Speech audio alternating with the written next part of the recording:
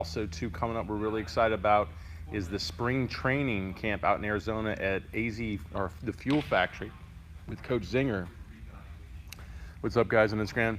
So that's March 22nd, 23rd, and we're going to be doing a 3x velocity camp. Is that the, it's let me make sure. It might be 23rd, 24th, but March we're going to be doing a 3x velocity camp at Coach Zinger's place, the Fuel Factory. He runs the Fuel Factory on the 23rd and 24th. We're doing 23rd and 24th. He runs the Fuel Factory with Mr. Mr. Libertor. He Matthew Libertor is his son. Was a first-round draft pick out of Zinger's training methods. Zinger does implement some of the 3x approach. Zinger and I have been good friends for a while, so I'm really excited about that. On the 23rd and 24th, we're doing. So if you guys are around the Arizona area, or you just want to come and be a part of the 3x velocity camp with me and Zinger, it's going to be really cool. I'm excited. I just love Zinger's methods. I would say Zinger does a better job with the overall aspects of pitching. With 3x pitching, we're pretty strong in the biomechanical aspects of player development. So really improving the kinetic chain, improving your biomechanics to become healthier, more efficient, more explosive, velocity, spin rates, on all a lot of the key measurements that come out of the performance of pitching. We really address that, but then all the things that happen in game, over the plate, in doing your ultimately the complete job of being a pitcher. Zinger really gets into more of that than we do. We've just specialized because I knew coming out of having a severely injured career with the torn rotator cuff, that we needed to really revamp how we look at player development in this industry in baseball. And we need better drills, we need better education, better understanding, just strictly on biomechanics. And so that's what I've really pushed and done well, hopefully. What's up, Dan? To get more back leg drive and getting your hip through, what hip movements are most crucial? Getting more back leg drive and getting more hip through. The hard part and the biggest challenge is staying loaded into that leg. So think about it, if I always look at it like the whip, if the whip, and looking at the whole aspects of popping the whip, the arm is your leg. So that's your leg, that's the power.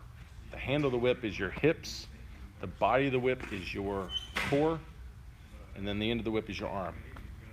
If I need more power into my handle, bam, right, then I'm going to go into the force production aspects of the arm. So same thing, if I need more power through the hip, I need to go into the force production aspects of the leg. It's a little different with the whip because we rotate and extend. So we can optimize rotation, which is this movement right here. We can optimize that movement because the femur rotation creates hip rotation, and we can optimize extension because that ultimately moves more force where we want to go down the mount. So if we can put those together like this, we can rotate and extend, then it's like taking the arm in your whip and putting more force through extension into that whip. And that's a key place to start. So that's really the foundation of what we do, right? 3x pitching.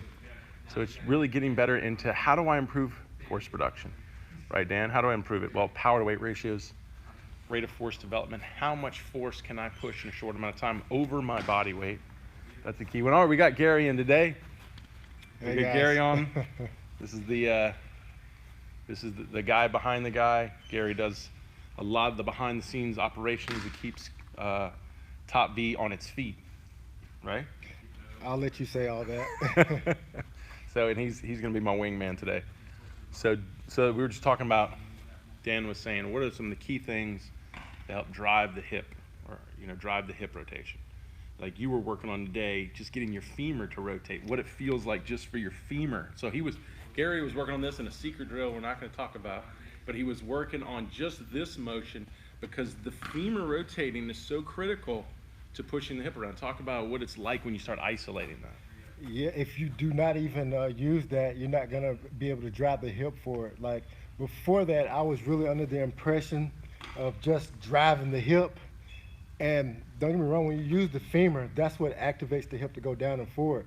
But I wasn't even trying to activate the femur. I was just trying to use the hip to go forward.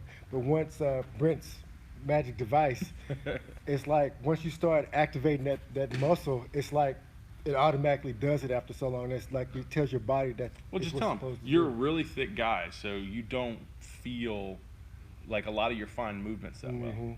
So like a lot of your fine motor control, which when you get into the hip here, it's those little muscles spin the hip. Yeah, it's more than just the hip. It's like a whole bunch of Yeah. different things. So when you start to become more self-aware of how your femur is actually moving in your socket and how that dictates hip rotation, it's an evolution in what you have to do to get power through your hip, right?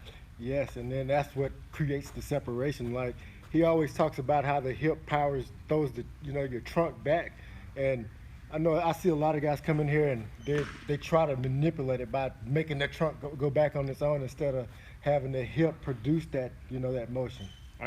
Gary, that's why you need to be here. You've seen, how many camps have you seen at this point? Hundreds? Yeah, it's been, Hundreds of probably have camps. Mhm. So you've seen how people come into this and where they get stuck, right? Mhm. And a lot of them get stuck in they just don't understand the intricacies of what they're trying to do, right? Yes, it's more to it than just some of the things that are said. You say it and then it's like, okay, I'm just gonna move my hip, but it's like, all right, if that femur isn't activating and then it's not moving, then the Or you hip don't have isn't the gonna- Yes. mobility. Yeah. So, and I think a lot of it's just muscle memory, not knowing how to use the body the way they need to. And then once they understand that they need to move the body in a certain way, then they'll start, becoming more explosive with it. Yep. We are located in just north of New Orleans. So people flying to New Orleans, we're just north of New Orleans. Can you hit 90 on the mound in the 2X? I mean, are you asking like, can the 2X position player program help me to get to 90? As a pitcher, I mean, it could. I mean, you have all the power training, all the Olympic training that we do. You have the basics of the movements and the biomechanics, hip to shoulder separation. You're doing a lot of the drills, so you have a good core foundation. But you are missing some of the details, kind of like what we're talking about. How we really get that hip to rotate. We break that down a lot more in depth in the 3X programs. Any tips on getting the hip through from stretch? Separation throws are only -2 miles per hour. Thinking because hip doesn't get through from stretch, its mobility is like a factor. So I don't know exactly what you're saying. Are you saying that in your separation throws, when you go to on the stretch, you're only 2 miles an hour up? So ultimately, when you go to a mound, it should go up even more using the mound. If you feel like you're not transitioning all this good hip to shoulder separation in the linear throw to the lateral throw, or like you do on the mound when you're in the stretch, it's because it could be some abduction, immobility, or weakness. So what you should do is do a broad jump. If your broad jump at best is 9 to 10 feet, which would be ideal, your lateral broad, so if you did like an ice skater, you did an ice skater and did a lateral broad jumping to the other foot, if that shouldn't be anything less than much more than a foot short. If you're like 2 feet short, then you are lacking in that stability to translate that hip lateral. If your vertical jump's 35 inches and your your dominant leg lateral broad is 5 feet, then you should be jumping a lot farther. That could be a mobility, that could be a stability in that hip to move laterally. So that could be a key thing. And then 2, just getting in there and getting used to now powering lateral and opening and rotating to that drive. That, when we're sitting in these linear throws and your hips, your back leg's internally rotating, your hips are open, you're not worrying about rotation. You're already in rotation. It's just about extension at that point. Now when you go lateral, you got to bring rotation into extension, and you're trying to do 2 things at once, which is a lot more difficult. That's why we typically work up to that. So you probably need to get better at that, what we call foot sync, timing the back leg, front leg drives and rotations together. And and then getting in the sleds and seeing if you can power that together into hip to shoulder separation. The thing is, there's a lot more to it than just moving your feet sideways. You really got to learn all these other things to get rotation and extension working together. What do you think about that? You hit the nail On the head? yeah. I play with John in pro ball. Great guy. Who's John? What are you talking about? What's up, Colin Shaw? Colin. Hey, you go pros on here. What's up? I've been watching your feed. Been enjoying it, John. Always good stuff, man. Thanks for being on. So basically, hip internal rotation, hip extension are crucial for force production. So going back into the hip rotation, hip extension, yeah. We talk about it, in the camps a lot. If you're measuring basically 5 degrees of hip extension, so if I go to pull this leg back and it only goes 5 degrees back, you're going to be in a tough spot when you're trying to build a long, explosive stride with a lot of hip rotation, because when you get down here and you want to open and drive, I need like 35 degrees of extension in that hip. So what's going to happen? You're going to get down here and you're going to go, oh, I can't extend my hip. I'm stuck, right? Like you're a tough case because you're just such a thick guy. You know exactly what that's like, right? I'm good. I'm great. You are. You're getting better. It's waiting on me. That's yeah, all it is. No, but you understand the challenges, right? Can you hit 90 on the mount? I just read that one. What usually separates guys that throw med balls 38 miles per hour from the guys that throw 40? I think people are starting to get a misconception, I guess, because people don't know a lot about the med throws. But 40 in a med throw is just getting started. Yeah. Right? To me, all right, you're getting started. 44 to 46, 47, that's pretty awesome. So 38 to 40 to me is just a little bit of a difference, but 38 to 45, 46, that's when you really are dominating. Then you got to convert that to the baseballs. And the reason guys can't convert to the baseballs is because they're the same movements. We do with the med ball and then we do it with the baseball. So it's nothing changes except from a two-handed position to one-handed position. But what happens is sometimes they'll grab the baseball and then guys start pulling glove and they go back to their old habits and we got problems. So it's trying to get that to convert over is the key. How would you use your femur? Of course, I pick the darkest display to do the Instagram where I get all the questions. How would you use your femur without doing lateral hip throws? Like, I feel like I can get more hip internal rotation and lateral foot positions than just a med ball. So yeah, of course, yeah. You're not working, Dan, you're not working lower half rotation in a linear foot position. And that's the purpose of that is because we want you to learn extension. Most guys come into this training and everybody knows how to rotate. Everybody knows how to open up and square their shoulders up. No one knows how to drive and build a stride. And that's why we've got to take you out of rotation so you can do that. You think Chapman will start to break down fast now that he's using weighted balls? I think he's been using weighted balls since the beginning. Most guys that come from Cuba and the Dominican Republic, it's pretty much, it's a ball with nails. Like a lot of them been using, Bartolo Colon used it a lot, but they use it differently. They'll just sit there and they toss with it. I typically see that's what they do. I wouldn't say I'm there watching them, but I typically see they just toss with it. I've yet to see them running and gunning or trying to throw long toss with them. I think that's typically not part of their practice. So, no, I don't think it's something. I don't think it helps guys. I think if Chapman breaks down, it's because he allowed his hips to become more immobile, which typically happens. Basically he let his body tighten up a little bit too much. Now, the lifting has helped him a lot, but if you still don't keep your mobility there and work on that, because tissue tightens up. It just tightens up as more it gets broken down, tightens up. It's inevitable. Eventually he's going to have, joint problems. But, and typically I see the breakdown coming in the lower half, but I think he's got time. I think he keeps himself in shape, but I think he can do things a lot better. I played pro football for 3 different organizations. Played with Zinger and Yuma, heck yeah. I'm thinking about a comeback and topped at 97. I'll be out for a few years and started my throwing program Well, man, would love to come to the Zinger camp in Arizona. That'd be a blast. I think there's more in the tank. I'd like some help in bringing it out to make my comeback. Well, come to the camp, man. We'd love to have you. It'd be a blast with Zinger. Key to preventing front leg collapsing to get back leg to follow through.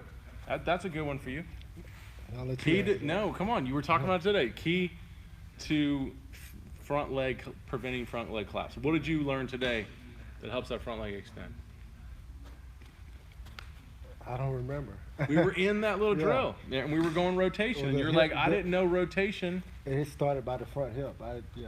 Yeah, but remember, when your hips were rotating, your front leg was extending. Mm-hmm. So rotation would prevent that front leg from collapsing, right? Yes. Well, I didn't. See, you're more eloquent at giving the response. Well, I'm reading it all, so I'm ahead of you. So, what? Tell them what you learned. So when you can get, if your hips are rotating, what happens to your front leg? It automatically straightens out, extends. Right, So- because here's how it works. If I land, here's my front hip.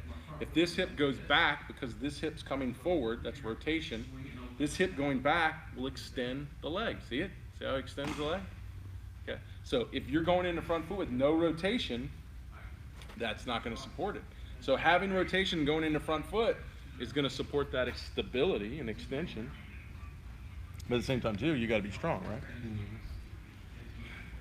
You remember this? Come on.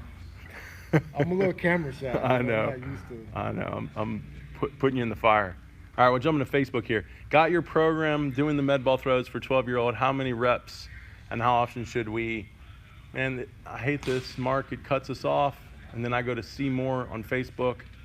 And it says, bring Mark on the camera. Or block him. Don't want to block you, Mark. Yeah, it won't give me the full thing. So I would say, ask it on YouTube, ask it on Instagram. Facebook cuts it off. Then you came back on and said, sorry, 10 and 11 years old. So Steve, can you break it up more? Because it's hard to read all the questions. Over there, Jim, I can hear my echo over there. What do we do for the preseason program if our role as a pitcher is known yet? Should I do the reliever? So if you don't know your role, I'd say just go on the preseason program. And the preseason program breaks it down from a relief pitcher to starting pitcher. So I would just say do it as a starting pitcher because it's got a good, consistent routine. The relief pitcher, it's kind of like blah, blah, blah, blah, blah, blah, blah. It's like moving faster, cutting some time off. So I do it as a starter, and then you find out your relief pitcher, then you can jump into the relief pitcher work. How do we switch over here? You can read see if we got, what's the first question there? How to triple extend from back leg into front leg. So how to triple extend in the back leg and the front leg. I'll move the camera down here so they can see my feet. Okay, so there's a lot to it. So extension, triple extension. What's triple extension first? Ankle, knee, hip flexor. Ideally, that's the movement we want to achieve in the front foot. We want to get that before we land because we can't land and try to go in rotation. It takes too long. Typically a pitcher at front foot strike, he's going to throw the pitch in 0.1, 0.2 seconds around the blink of an eye. This is the time of blinking of an eye. So if I wait too long to drive my hip, and extending the hip is part of rotating that hip. If I wait too long, then I'm not going to be able to achieve triple extension or power hip rotation before I start shoulder rotation, which is what we want. So obviously, if I just push and extend, I'm going to get that extension. But that's not going to allow me to go into hip rotation and get the last piece of extension, hip extension. So I'll get this if I just extend the leg, and that's not triple extension because the hip's not extending.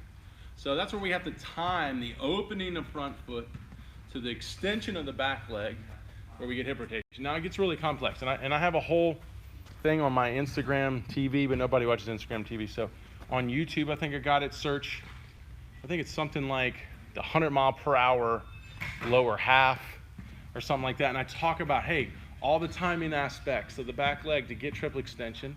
And then when you hit front foot, strike, your trunk has to be back and separated. So now you have more time to transfer the trunk forward and really get into the front leg extension. So it's a really complex piece that I would suggest you watch that video and I go into it more in depth. I think, and we also talk about it a lot in the 3 or 4 video training series that I give out for free.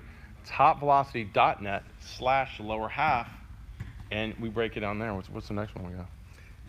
Is it recommended that if you're under 6 feet, you need to be 200 pounds or more? So talking about 200 pounds or more if he's under 6 feet, like how important is weight? Well, weight is always important. The challenges of weight though is it's got to be movable. You obviously you want to be as big as you can, but you got to be able to move it. You know, for example, that kid that was 300 pounds in the NAI, he kept saying, I wanted to lose weight, and every time he'd lose weight, he'd throw slower. So he couldn't lose the weight because what was happening is, and this, whatever we typically do to lose weight usually comes with some type of calorie restriction. So now you're not feeding the body optimally as what it really wants. Obviously, you could curve that and feed it less of what causes it to store fat, and that would be a better approach. But a lot of times when you do use diet to reduce body weight, you restrict calories and you lose muscle in the process. So what happens is you might lose 20 pounds, but you also lost 2 inches on your vert. So, and what you're trying to do in losing weight, you're trying to lose weight, but keep the vert. So now I'm moving them more. Ultimately, your vert goes up if you can keep the power. So to see someone lose weight and lose vert, which means they're really eating into their lean mass. And also same way the other way. If I go to gain weight, and I can say if I gain weight and my vertical state or my vertical jump stays the same, I've gained power because that's more force into the ground. But if I gain weight and I lose 3 inches on my vertical jump, now I'm working against myself. So here's the thing with weight. The more the better, but you got to move it. You got to perform with it, right? CC Sabathia could be as big as he wants to be as long as he can still do things like 360 dunk, which I heard he can do. Even someone like Barcello Colon, I heard, don't know if it's true, I heard at his fattest he could do a backflip. The CC thing I read about, he could do a 360 dunk. I just heard that through someone told me. But the point is like a lot of these big guys, even David Wells said he could always dunk even at his fattest. I heard a lot of these big guys were freak athletes. David Ardsman, you should say Bobby Jinks, who was just a large man, said he was one of the best athletes he's ever seen. So if you take a big man and you make him a really good athlete or able to really move that, like if you were out there 360 dunking, if you're 260, are you 260? Mm-hmm. How much better are you moving on the mound? Extremely. And you're good. killing people, right? Yeah. You might just be a boxer. So the next question. So how long do you space out your weightlifting from throwing? So how long will you space out our weightlifting from throwing? Here's the thing, and then we talk about that, good programming. There's not enough good programming in baseball. It's pretty much like, hey, we're going to throw every day and screw lifting, right? It's really bad mentality. It needs to be, hey, we're going to throw light today. Maybe you'll just toss today. Tomorrow you're going to do a pin. Then you're going to maybe toss the next day, maybe do some drills the day after. Well, right after you did that pin, that's a lifting day. Ultimately, maybe right after you actually threw that pin. Or if you wanted to do a lot of upper body stuff, ultimately I would want to do a lot of lower body stuff because my arm will be tired. I would do that the next day and do some overhead stuff. Now, if I had a good 4 days till I did a pin, probably maybe 2 days after the pin, getting a lot of overhead stuff, another day or two before the next pin. But here's the thing, if you haven't been training like this, ultimately at a higher load or volume, then you go in season and now you're actually in season, you're training at a higher load and volume. Yeah, those days, that heavy overhead day is shut you down for a week. You can't lift your arms over your head. That's a problem. So if whatever you do in season with your lifting, you need to make sure it's at a lower load or volume as where you were in your off season. So it's more of a maintenance training than it is a building, like really tearing down and building up. Don't you think? What else we got? How long does it usually take to increase the mobility in the hips to sit more in your hip while moving down the mound? So, when people ask how long does it take, I hope I didn't lose that. When people ask how long does it take, now I want to send everybody this video. I forgot who sent it to me in my DMs at Instagram. I really appreciate it. It was a really good video. You need to search on YouTube Klokov, which is one of the strongest ever Russian Olympic lifters, Klokov Wisdom, and he got to watch the whole thing. You watched it? Yeah. Talk about, since they're going to listen to me talk about why that's important to somebody asking how long is it going to take to do this, how long is it going to take to do that. This is a guy that's very passionate about what he does because he's training for the Olympics. He's training for his country. So he said it's a lifetime of learning. Like you never quit, getting good at a certain thing. Yeah, and he talks about it's all about the goal, right? Yes. It's all about like for example in the Olympics, it's about the Olympics. Yeah. And it's crazy. He says, you train your whole life for 6 attempts. Yes. And that's all that mattered. And in all the little things that went off in there, none of that matters. It's did you get to the goal of those 6 attempts at your best version of yourself? Mm-hmm. So if those sitting there trying to rush every rep and every set, and then complaining that they're not getting what they want, they're not focused on what they're trying to achieve in their career. And that's just the one thing that I'm not going at your question here. It's going to be a good question. We're going to answer it, but I want to bring that out. I want to bring that out in this episode. You really, guys, y'all need to look at what do you want to do in your career, not how hard do you want to throw this season. As long as that is part of the process of where you want to be in your career. And then every step of the way is not a timeline. It shouldn't be, I got to do this in 2 years. It should be, I'm going to do this. This is the mark I'm going to leave in my career, no matter how long it takes. I mean, I walked off a professional field at 28 years old. Of course, there's guys walking it off at 40, but how many guys are walking off at 28? I mean, not many of the guys I grew up with were still playing. There was only a few of us. So, because that was my mindset. I'm going to accomplish these things. I walked on a professional field in this country at 26 and walked off at 28. 26, what was I doing just walking on a professional field? Because I didn't care how long it took. It was going to happen, right? I mean, you're Mr. Positive, right? That's what it takes, right? Yeah. I don't care when it happens. It's going to happen, though. Mm-hmm. Because when you put the pressure of, it has to happen now, then you get all flustered and you get depressed and you want to quit. But if you take that off of you and you say, whatever, whenever it happens, but every day I'm going to do my best to make it happen. Mm-hmm. And whenever it happens, it happens. Back to that question, though. What do you say? How long does it usually take to increase the mobility so your hips can sit, so you can sit So more to your mobility hips? increases. Everybody's different. Everybody's at a different age. I got guys here at all different ages. And obviously when you're younger, your body's way more pliable because it's built to grow. Sorry, getting a lot of calls here. And so when you're younger, it's easier. When you get older, that soft tissue gets more beat up. Inflammation goes up in our bodies, and it doesn't want to be as pliable. It doesn't want to load and unload as well. It's not as springy. But yes, we can influence all this. Now, what's the time? Who knows? I don't know the time. I've seen some guys turn into Gumby. If anybody knows who Gumby is, it was this like Jello-like cartoon character. I know guys that can turn into that in like a good off season. And then I see guys for 4 years working on the same joint mobility, and it's just like incremental improvement, right? So I think everybody's at a different time limit, but you got to be careful in setting time because it could really distract you from your goal. Great stuff, Brent. Thanks, Steve. We're looking on Periscope right now. Are you the only guy that teaches this? In my facility? No, Gary teaches it. In the country? No, I mean, I'm getting my master's in kinesiology. And the reason I'm doing it now is because I've been studying it for so long. I wanted to get a degree out of it. A lot of this is just coming from research and understanding of science and kinesiology, and just putting a facility together that really is built around the kinetic chain, around the lower half, and this is where we are. Any other places? Yeah, I don't know if there's any other places. I mean, the ones that I know that are similar to us is going to be the Fuel Factory in Arizona, Big League Edge up in Seattle. Who else? No, you're right, not many. Rich Juno, King of the Hill, a lot of guys that we follow. A lot of pitchers rotate hips but bypass drive. You're right. A lot of guys just want to spin their hips and not drive. And that I typically find every kid in every camp understands how to rotate. They don't understand how to drive and rotate, right? Mm-hmm. What's the next one we got?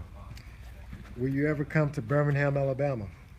Well, we are planning to, for the ABCA, or not the ABCA, for the ASMI has their baseballs and injuries course. We went up there last year. I'd like to go up this year.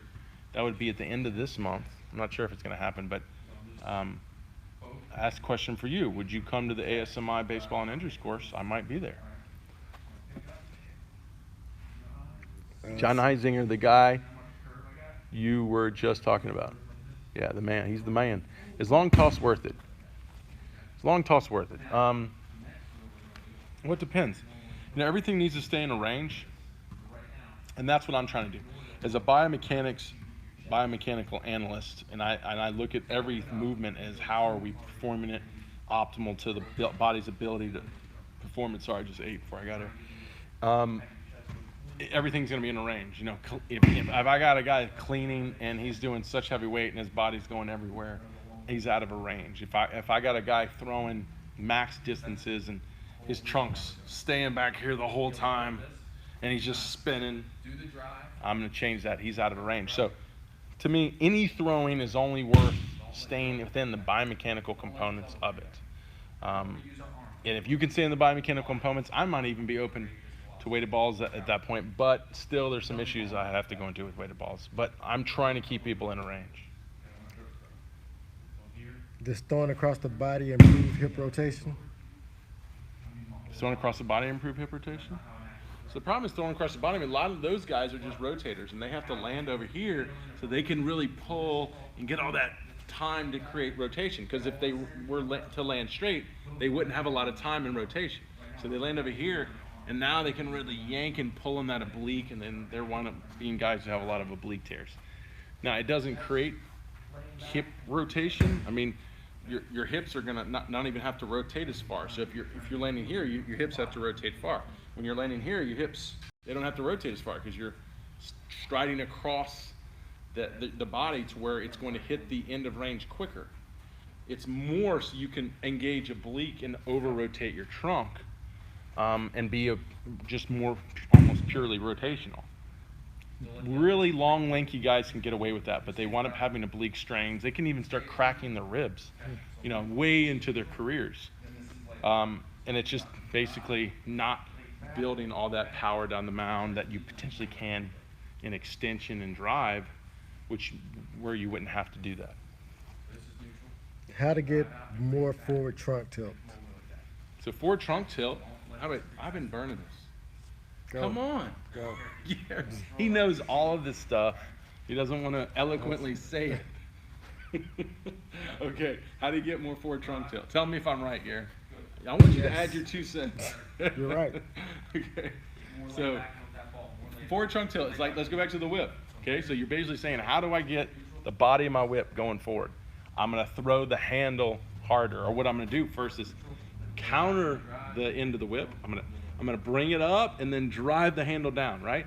So it's kind of the same thing here. I'm going to bring this back as I drive the hips through, right? I'm going to drive the hips through and I'm going to bring this back.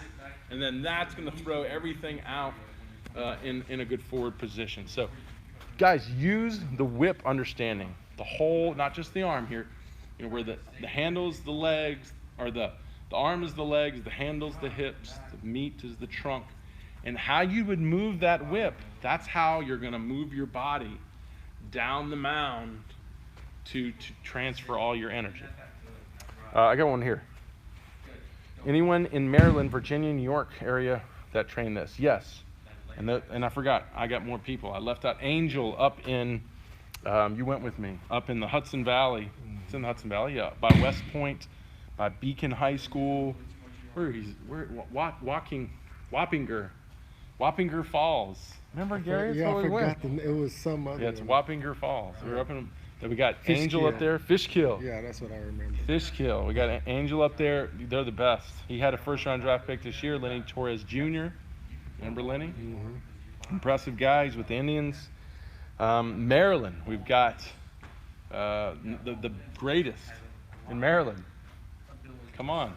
The Chesapeake Bay. Yeah. Gus. We got Gus. We got the Gus bus. We got the Gus bus in Maryland. Probably one of the best at this. Also, I can't forget about Linsky. Now we're down in Houston. We got Coach Mike Linsky down in Houston. He's got moose of a child. Literally, his name is Moose. He's signed with Rice. These are all guys that really coach this well. Try to locate a trainer of top V. I hope that helps. Instagram. Thanks, Brent. You the man. When you measure lateral broad jump, do you measure jump leg to opposite leg? Yes. Jump leg to opposite leg. Yes, I do. Oh, that makes sense. You need extension, not rotation at first. My bad. Okay. Is the 5-tool prospect program good to dominate as a position player? Yes. Steven developed the program. It's got a really good lifting approach built on the similar, all the same similar things what we do with all the other programming, Olympic style approach. He goes into a broad way of training all 5 tools. So I would say the difference between that and say the 2X for position players is the 2X is going to be more detailed in on biomechanics. We have the whole med ball series that we do similar with the pitchers, and it's another Olympic training. Steven says that the 2X 8-week cycle, Olympic style, would be a good beginner training for 5 tools. So 5 tools is a little bit more advanced. So how long do you space out your weightlifting from throwing? We already did that one. Mm-hmm. What do you think is making, okay, this thing must spin down when I do stuff like this. Because y'all, I have one. okay, what do you got one over there? What would you recommend to fix a very big shoulder tilt but causing a very high arm slot coming into upper body rotation? So a big shoulder tilt into, let me read it. So, where is it? How does it, no, the last one. Why would you recommend, what would you recommend to fix a very big shoulder tilt causing a very high arm slot coming into upper body rotation? So maybe, I guess you're saying he's leaning too far this way. I wouldn't, the shoulder, you have to define what you mean by shoulder tilt. I'm thinking contralateral. You get this or not? I'm thinking contralateral. That's not going to cause a high arm slot. Unless you go into shoulder, okay, maybe it's because you go into shoulder rotation. So you're back here, and then you go into shoulder rotation, you have a higher arm slot. Now, you want to be there. Like, I find pro guys, when they hit front foot, they're about 10 degrees. So this is 0, this is -10, this is +10.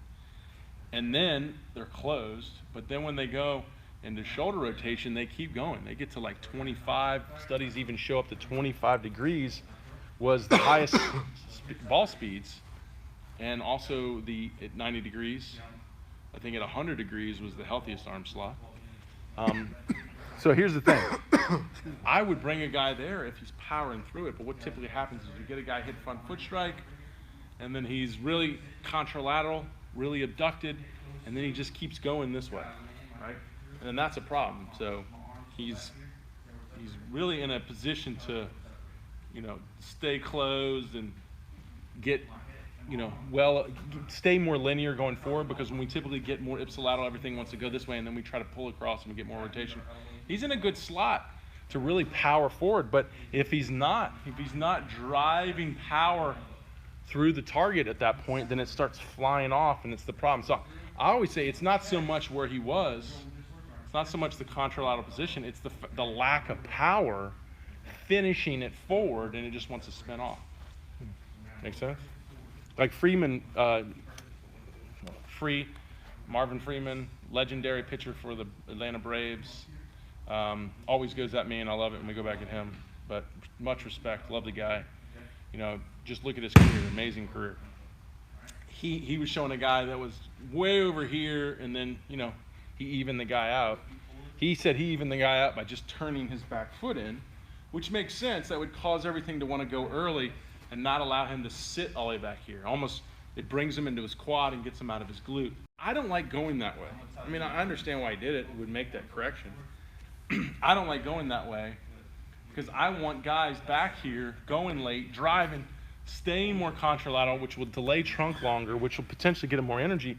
But once again, if that guy's flying off that way, he's probably having a hard time locating this stuff, and he's wasting a lot of energy, and it's also really hard on his arm. Because if you go past 25 degrees, what happens, velocity stops going up, but all the torques keep going up on your arm. So I would rather take that guy and build his lower half to get more explosive, and a lot of that will be in the weight room, than making a quick fix like that. But I understand that. If you got a guy in season And that might be a perfect adjustment to kind of hone them back up over the plate. But that's two different perspectives. That's a off-season full development perspective versus a in-season adjustment to be more effective, right? Because I even asked him what was his ball speed differences, and really wasn't something he was concerned about. That's fine. It's all timing. Okay, I think I got lost on the Instagram stuff. Let's go over here to Kevin. Kevin, what's a good pregame meal for a pitcher? Love the whip analogy lately. Pregame meal. So, carb loading is good because you burn a lot of glycogen in using all your muscles explosively. So carb loading is a good approach. Protein as well. I even like a pre-protein meal, but not heavy.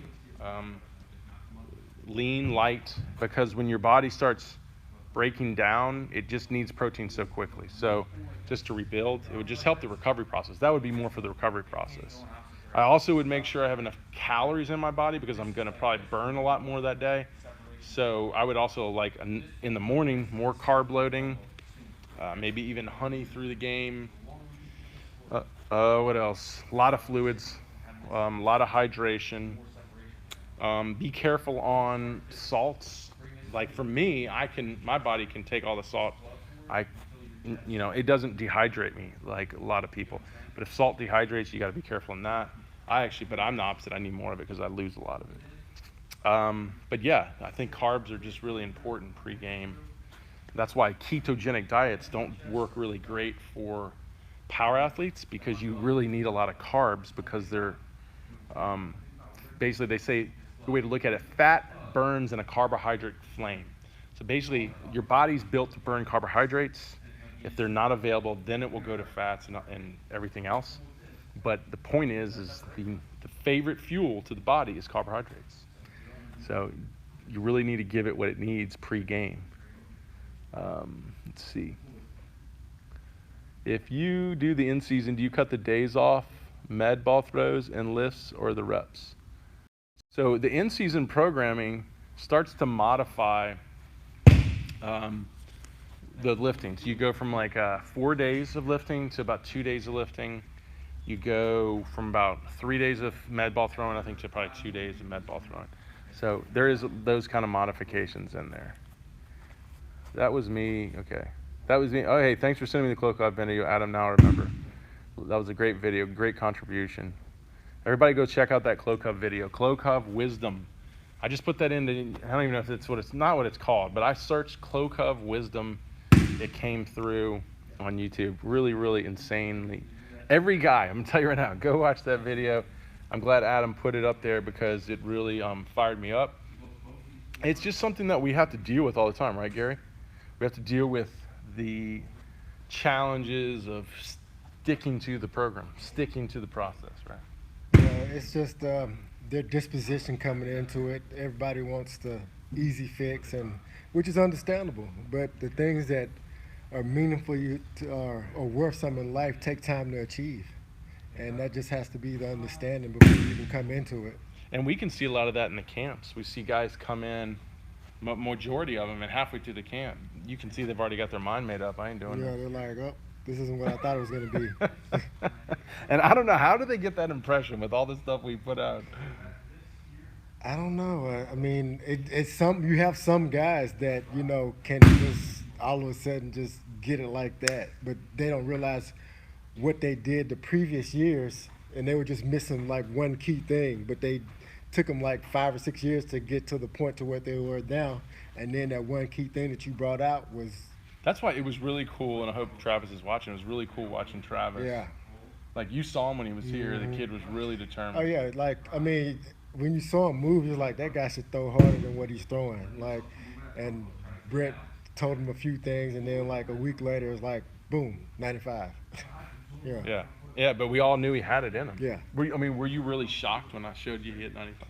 I wasn't shocked at all, honestly, because the way, like, I was like, your nickname should be the Rocket. Like, when I saw him doing the met ball drills and everything, he was just like, whoop. I remember you saying that. Yeah. I think you were the one that were really, like, complimenting him, saying, man, you're really explosive. Yeah, he, like, big guy and could move like none other. Yeah. Which, right there, I mean, it's hard not to throw hard if you're big and you can move better than people half your size. Yeah. Right. Do y'all answer questions during these? Yeah. I'm just having a hard time getting to them. Is CrossFit good for pitchers or baseball players? What do you think? What is it? CrossFit good for pitchers or baseball players? I mean, as You hate it when I put you on the I spot. mean, as a form to just work out, but I Yeah, mean, it's but good. yeah. I But mean, where's its limitations? they don't really teach you technique like in depth like you would here. You learn like in depth, like they go. What in, about the programming? as far as Like CrossFit they program? don't lift heavy weight like they only Well, have. they do now. I think Oh, they they do do? now. But Okay. typically, it's more endurance based. Mm-hmm. So the programming is not going to be really geared towards, you know, maybe power to weight like an Olympic lifter. So if you were an Olympic lifting approach, it's purely geared toward anaerobic power. But in CrossFit, they're trying to do so many things. They want to be anaerobic, or they want to be aerobic, be able to do, run for days, and they want to be able to lift for power. But when you start doing that, you kind of like the CrossFitter in between, right? I mean, it's the CrossFit. On the right side, you got the Olympic lifters. They're way up here in power. Then you got obviously the crunchy runners, and then you pull those together, and that's the CrossFitters. But they're somewhere in between. So, it's good. But a pitcher sits on the mound, doesn't really move anywhere, and for one split second, he tries to push as much force out of his body as he humanly can. Yeah, he might do that as a relief pitcher 30 times for the game, or as a pitcher maybe 100 times. So when you get to the pitcher, it gets a little bit more like a CrossFitter. But if you want to throw hard like a relief pitcher, then you got to get more to be like that Olympic lifter who's more just focused on power, right? Is a skinny 6'8" left-handed pitcher?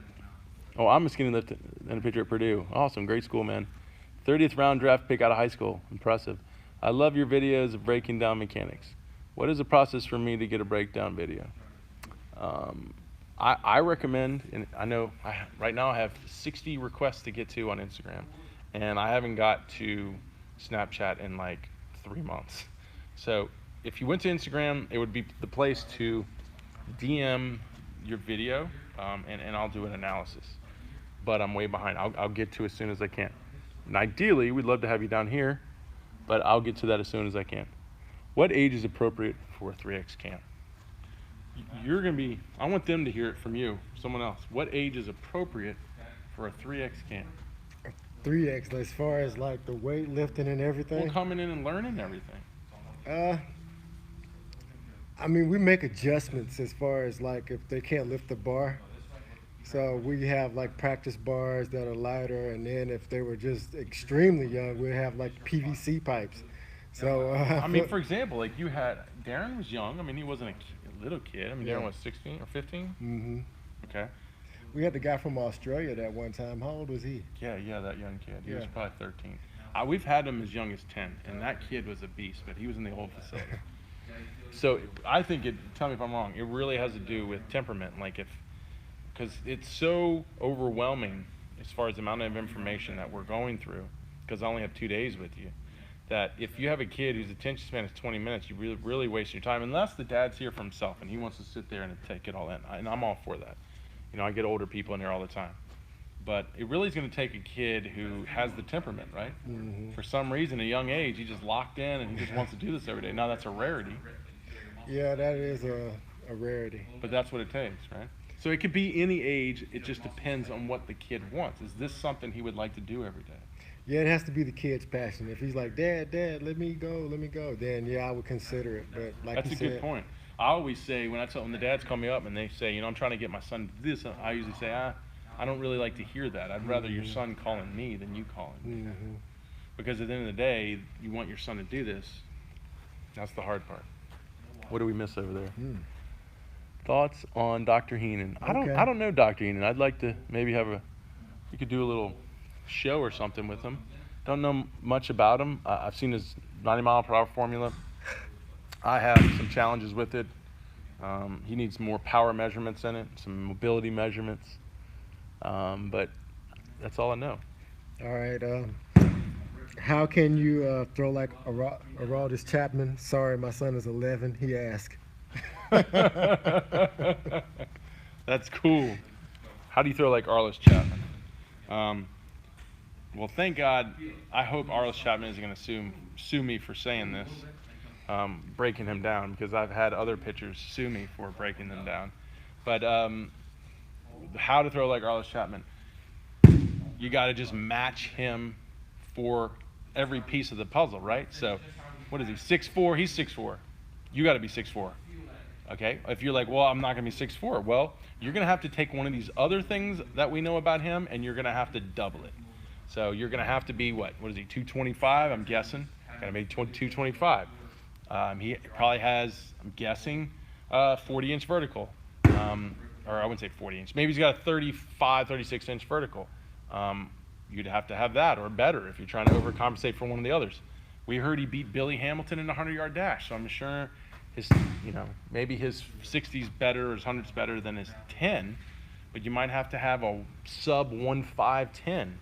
Point is, we're going to have to go through every measurement that we can find biomechanically, biometrically of Chapman, and we're going to have to compete with it and ultimately beat him or do better. And then we're going to have to adapt that through similar biomechanics, which he also does really well through an insane lower half, insane hip to shoulder separation, horizontal abduction. I mean, his horizontal abduction, this range of motion in Chapman could be 60, 70, maybe 80 degrees, which is dangerous, but allows him to really, like the whip, load the end of the whip really late to transfer all the energy. So I just broke down what it would take to be a Chapman. And it really is just learning the makeup of him, which has been the 3X approach. If you get the 3X pitching velocity program and the mechanics guides, we put these profiles of pitchers and we go like, hey, this is how they measure. This is what you're competing with. You have to match that. It's not enough just to, listen to the same music he listens to, wear the same clothes he wears or jewelry he wears. You actually have to try to develop the athleticism, the anatomy, if you really want to be him or you want to compete with him. Or if you can't develop some of those things, you're going to have to overcompensate in other areas. We call that being disproportionate. So if you're disproportionate to him in size, you have to be disproportionate to him in athleticism or mobility or mechanics, wherever you can. So what else we got?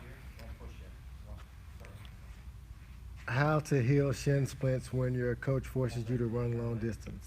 How to heal shin splints when your coach forces you to run long distance.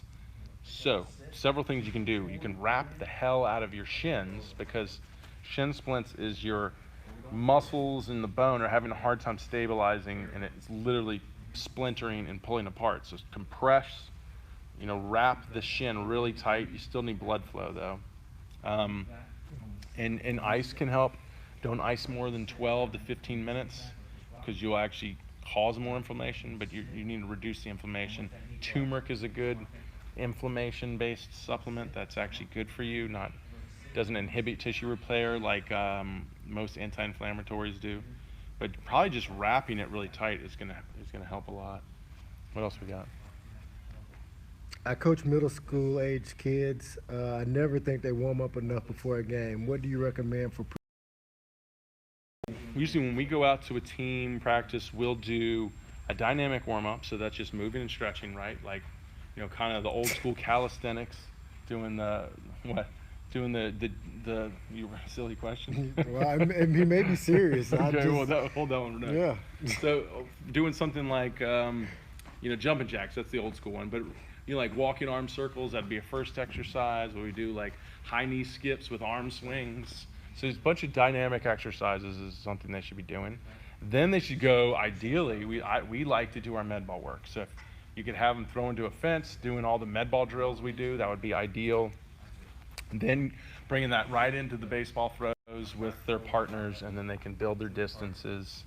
And that's a good way to go. I mean, if you have more time, you could come out for the day, they could foam roll, loosen their bodies up, they could go into some bandage stretching, and specifically through their tight areas like in their hips and their thoracic spine, and then they could go into their dynamic warm-up. But that was what I would recommend, that process. We have that in the 3X programs, like in our in-season program. All right, what's this funny one?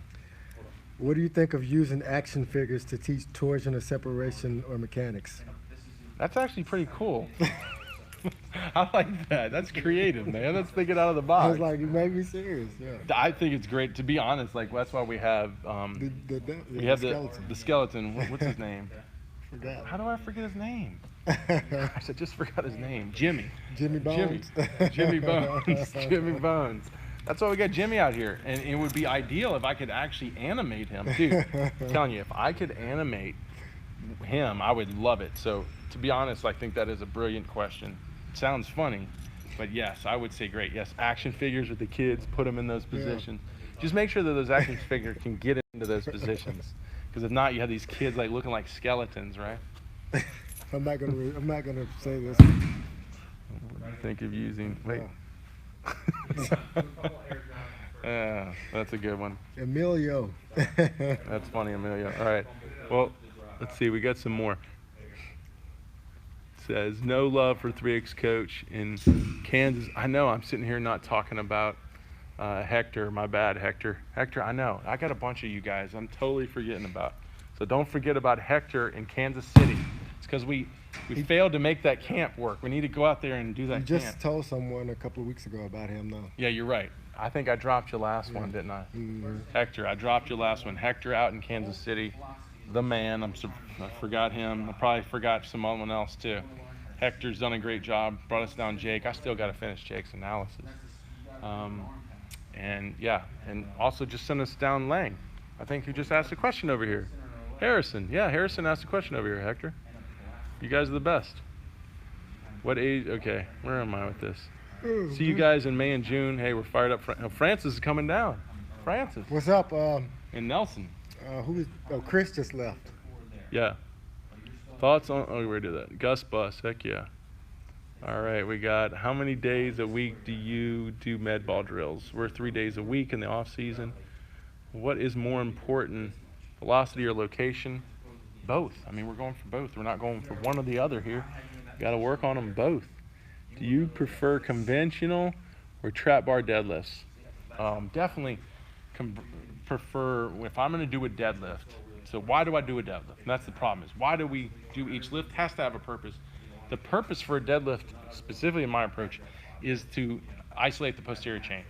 All the squatting and clean we do, very quad dominant movements. So we typically overdevelop our quads. So deadlifts, Romanian deadlifts are our favorite. Even when I teach a traditional deadlift, I try to get more posterior chain into the lift. Even sumo deadlifts, I still do the same thing. You can add in some adduction. Not a big fan in this approach of a trap bar deadlift because it's a more quad dominant. It's almost a squat. It pretty much is a quarter squat. So it's like taking the barbell and just squatting about quarter way and back up. That's pretty much a trap bar deadlift. I don't like them really in most programs because I see a lot of people that, get these wide stances and their legs go valgus, they go internally rotated in their bad positions. Now, that can happen in anything with a squat and anything else, and you have to teach technique. But I see that in a lot of programs that are using it for a lower body lift because it's easy for everyone to do. They don't have to worry about technique, but then you see a lot of bad technique with it, and ultimately it's setting them up for injury. I'm not a big fan of the trap bar deadlift. If you do the in-season, do you cut the days or the reps of med balls and lifts? You can if you want. If it's too many reps, you can cut them back. It's up to you. What do you think of scap load or arm when cocking the arm? So when we talk about scap loading, yeah, you want to load your throwing scap. So this scap needs to load and pull away from your back hip. That really helps with separation. Problem is you don't want to then load this scap. You can slightly pull it back, but you're not really thinking as hard as you're thinking here. Here I'm thinking really pull back on that to separate from my hip. Over here, I'm just, a little firm, a little pinch, but I'm ready to do this. I don't want to do this because that could early trunk rotate. So I only like the scap load approach on one side. Both sides, to me, really isn't a good thing. How do you know if you're getting everything off your back foot when pitching? It really comes down to, do you hear your back toe grinding? And do you hear your back foot driving and dragging? And do you see your top of your toe wearing out? That's the key thing. Is your toe is the top of your toe wearing out? Is it the side of your toe? That means your hips aren't fully rotating. If you're just seeing it drag on the side of your foot, I want to see the drag on the tip of my toes, knowing that I got my hip all the way through and it's dragging on the tip of my toes. That's when you know you're getting everything out of it. Also too, when you really feel it last minute, you hear that just before you land, you hear that grip and rip off the rubber, and you feel it dragging after that on the tip of your toes. That's what I'm looking for to make sure I'm doing it right on the mound. Well, we just lost Instagram. No, did we get another question over here? Yeah, we got a bunch more. What would you focus on first for 10 and 11-year-olds from a coach's perspective, looking at their body mechanics? So what would I focus on a 10-year-old? From a coach's perspective, it's lower half. I mean, to me, it's how well are they learning to engage with the ground? Like, we love the King of the Hills, the Velo Pros. These are all great tools for the young kids. Like with the King of the Hills, are they popping the plate? Are they popping the plate before they land? Do they even know what it feels like to pop the plate or move themselves with their lower half? Are they delaying their trunk into that movement? Like, just really teaching them the understanding of how the lower half works. With the Velo Pros too. The Velo Pros is keeping their weight back. Are they wanting to shift early and pull glove side? Are they staying back as they're driving and keeping shoulders closed? Like, those key principles of hip to shoulder separation really have to be applied. I'll let you read this one. What would you focus on for we did that one. That one. Wow.